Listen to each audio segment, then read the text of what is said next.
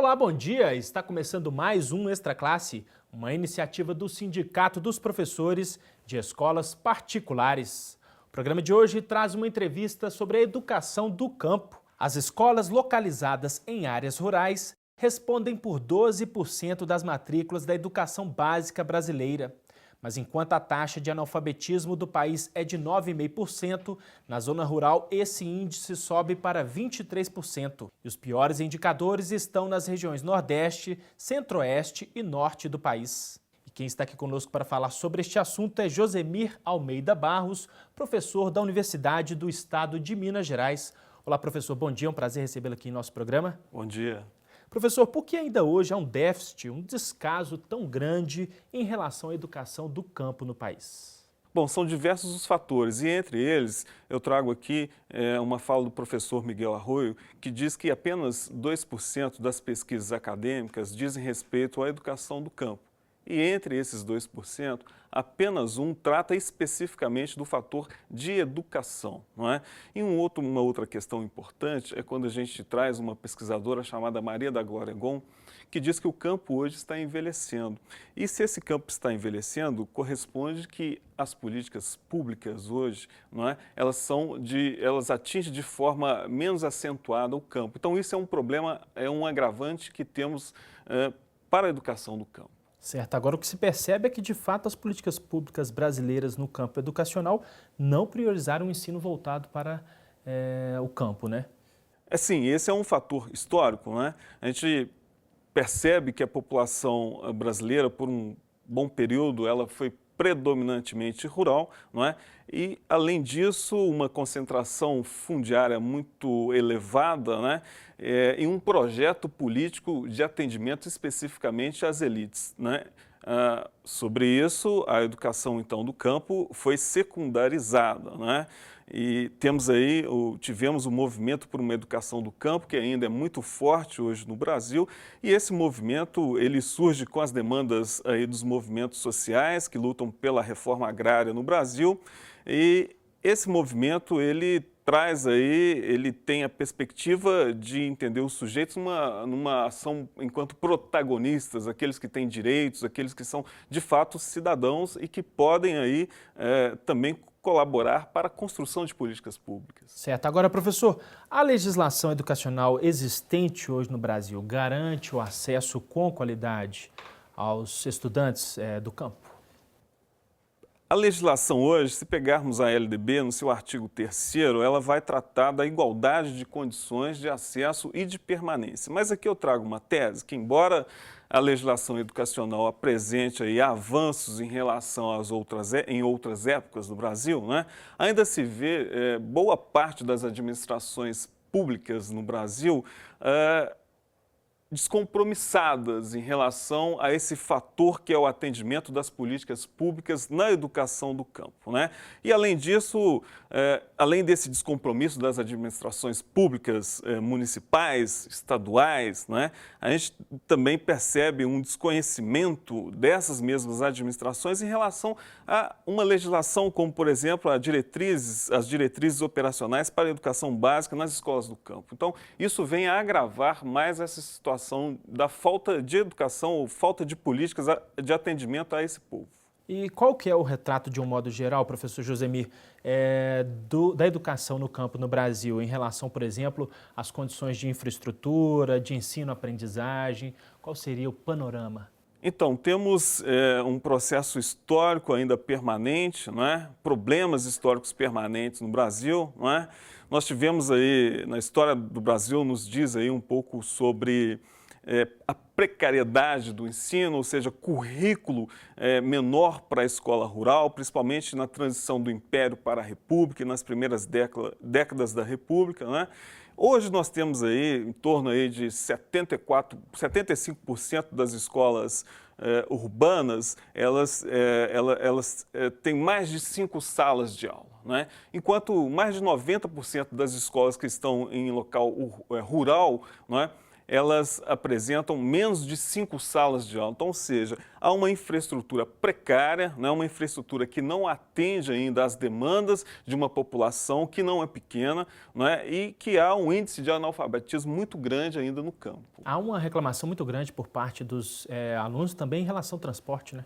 Sim, o transporte é algo que também deve ser assegurado ao tratarmos da LDB, né, que é o artigo 3º, que fala sobre a igualdade de condições, acesso e permanência, né? Nós vemos que as administrações elas precisam de investimentos, né, no transporte, é necessário que haja estradas melhores, né?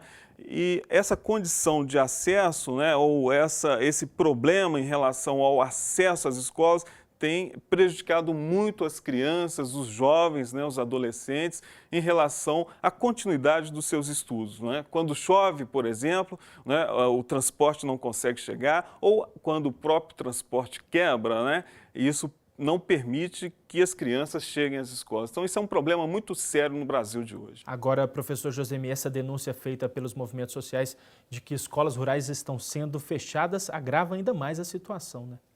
Sim, as escolas elas são fechadas porque não é do interesse do poder público que haja, então, a garantia desse direito social que foi conquistado a duras penas, inclusive pelos próprios movimentos sociais, uma garantia a partir aí da década de 80 de todo um movimento em defesa de uma educação para todos, de direitos sociais aí que, de fato, consiga estabelecer essa educação dialógica, essa educação autoritária, essa educação, então, que contemple os princípios básicos de uma população, dos povos do campo.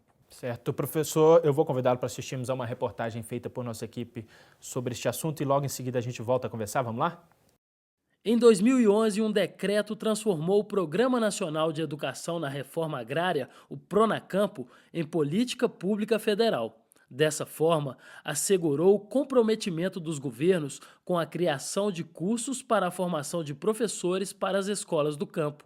A Universidade Federal de Minas Gerais oferece licenciatura e especialização na área, atendendo a uma antiga demanda social. Esse sentido da defesa por um educador do campo é dar, no processo de formação, todo o movimento, né, de defesa por uma escola no campo.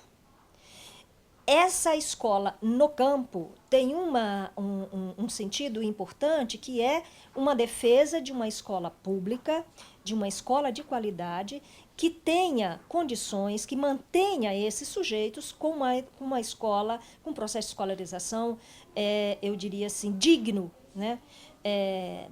Então, o curso, ele, muito além de pensar essa formação da área de conhecimento, ele também trabalha essa dimensão política desse sujeito. Para os alunos do programa de pós-graduação em políticas públicas voltadas para o campo, a formação de educadores deve ser baseada na luta pela efetivação da reforma agrária e no reconhecimento das diferenças culturais. A educação do campo, ela vem de encontro com a necessidade da reforma agrária, com a necessidade da distribuição da terra para os camponeses e para as camponesas. A educação do campo aqui na UFMG, ela parte do princípio que a educação não é apenas entre 4 paredes na sala de aula, mas é uma educação que parte da realidade do sujeito que vive no campo, levando em consideração não só o repasse dos conteúdos, mas também discutindo a realidade que ele vive, o contexto que ele vive, a educação,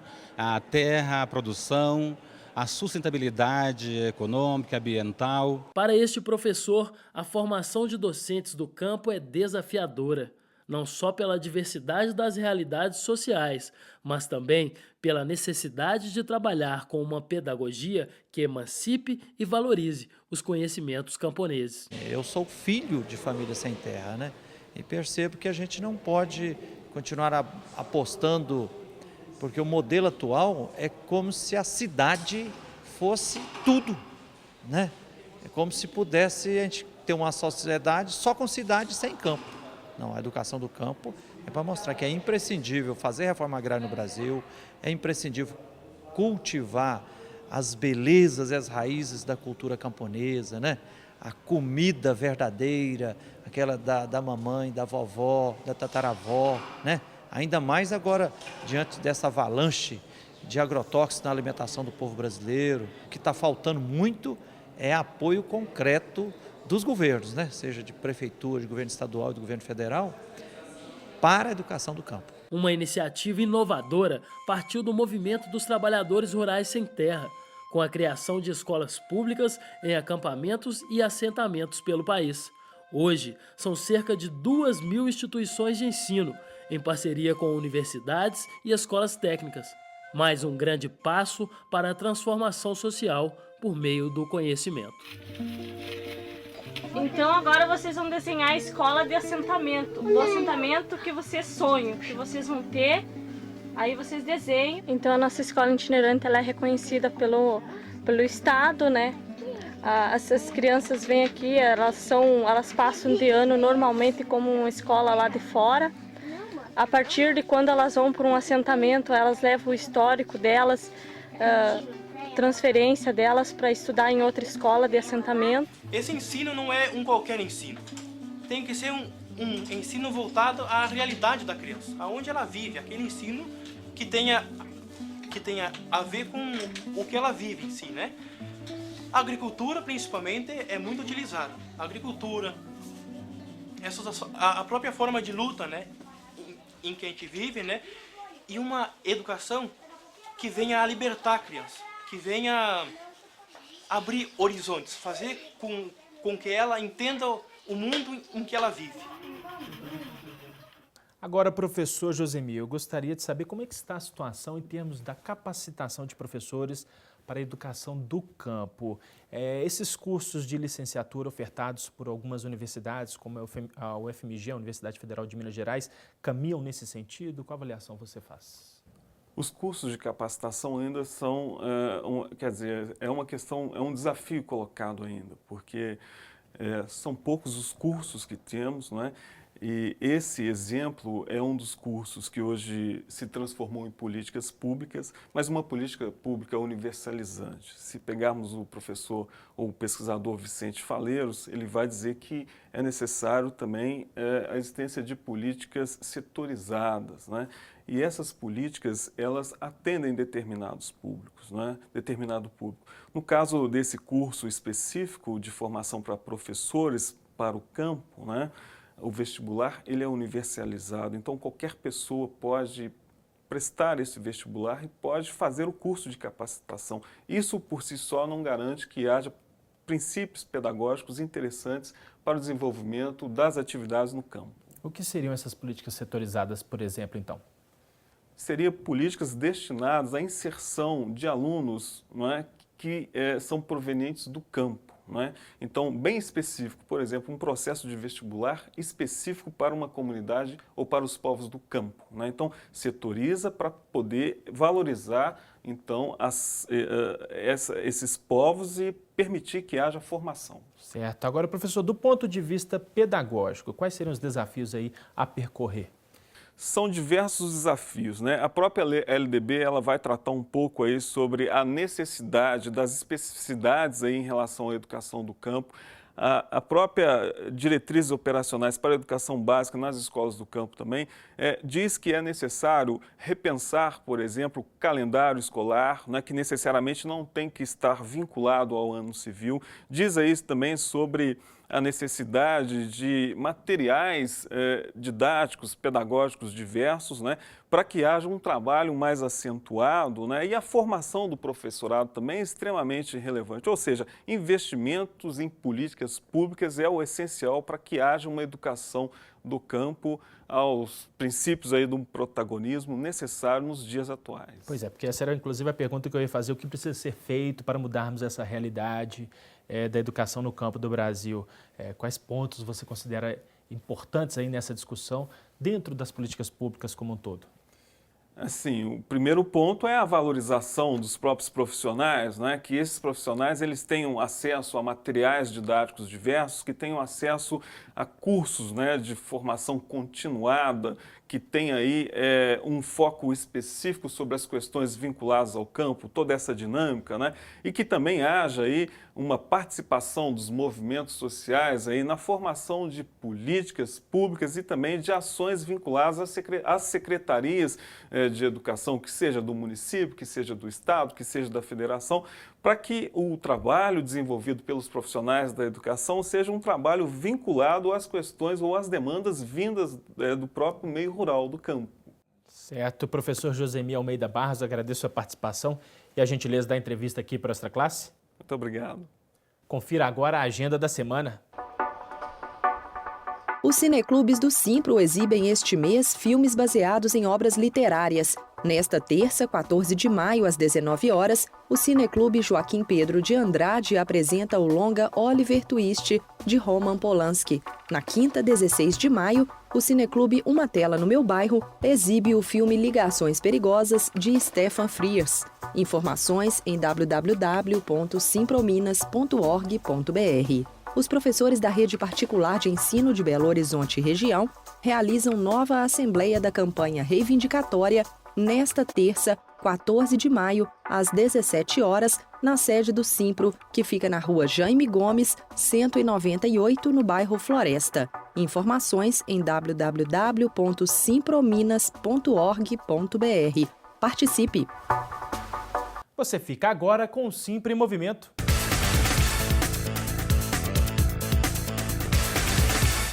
Centenas de professores de escolas particulares de Belo Horizonte e região se reuniram em assembleia na última quinta-feira e reafirmaram as reivindicações da categoria.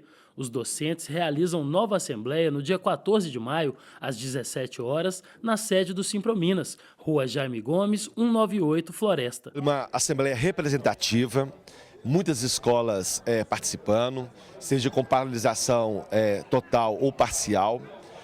Sentimos uma completa indignação da categoria, a insatisfação do assédio moral e da violência praticada contra os professores no interior das escolas privadas, uma atitude completamente fora de qualquer propósito no ambiente escolar. É uma situação que vai agravando nas escolas privadas, o autoritarismo, o assédio moral, a violência, mas a categoria responde. Responde porque está insatisfeita, responde porque quer avançar, responde que compreende que os nossos direitos precisam ser melhorados e esse é o reflexo da nossa Assembleia. Um bom debate, uma boa discussão, uma boa integração da categoria com o sindicato e esperamos que a gente possa avançar na próxima Assembleia, em negociações que estão travadas para os próximos dias e que a gente possa apresentar algo de novo para a categoria e a gente encerrar a nossa campanha salarial. Nos últimos 2 meses, o sindicato promoveu assembleias, paralisações, manifestações, visitas às escolas e intervenções culturais, com o objetivo de mobilizar a categoria e obter apoio da sociedade. Eu penso que o que seria de mim sem eles, né? A educação dos meus filhos, em casa sou eu e a escola eu dependo deles, eu preciso deles, né? O que seria de nós sem os professores? A diretoria do Simprominas reforça a importância da mobilização dos professores para avançar nas conquistas. Nós só estamos avançando porque tem mobilização. A proposta deles era reajuste de 6%, era retirar direitos da categoria e a categoria tem respondido e mobilizando e eles têm retroagido da posição inicial. Não é possível, no momento que a escola privada está em melhores condições da sua condição financeira, ter uma posição dessa de retirada de direitos e não negociar a contento com os sindicatos professores, numa perspectiva de melhorar as condições de trabalho. A gente fica por aqui, mas para saber mais sobre o Sindicato dos Professores, é só visitar nosso site. Sua participação é muito importante. Envie sugestões e críticas para o endereço extraclasse@simprominas.org.br. Um grande abraço e até a próxima semana.